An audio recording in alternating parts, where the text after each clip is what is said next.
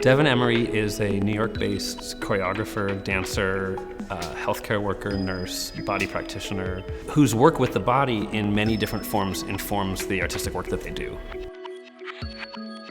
Dance is at the center of all of my work.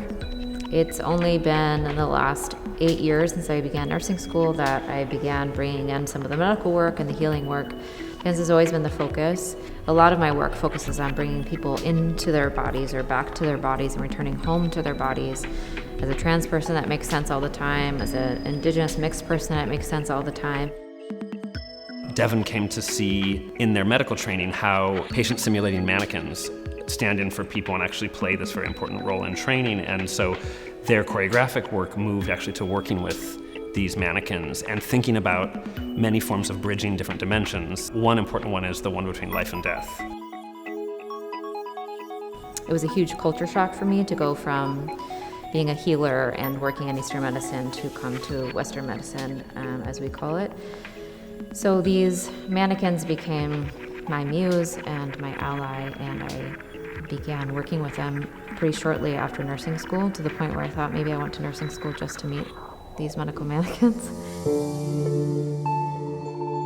Grandmother Cindy is part 2 of a trilogy called My Mannequin Friends, surrounding and centering medical mannequins. So Grandmother Cindy is a multimedia performance with projection, sound, performance. So Grandmother Cindy invites multiple practices in how to take care of a body at the end of a life.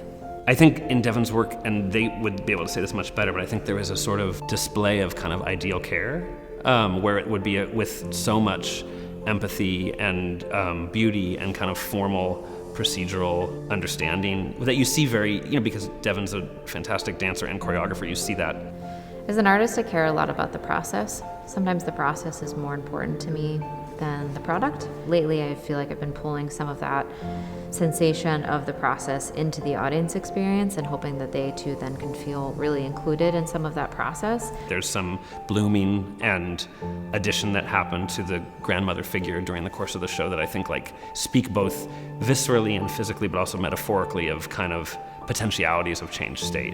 And I think that does sort of open up portals for conceiving and thinking about these kinds of passages that inevitably happen.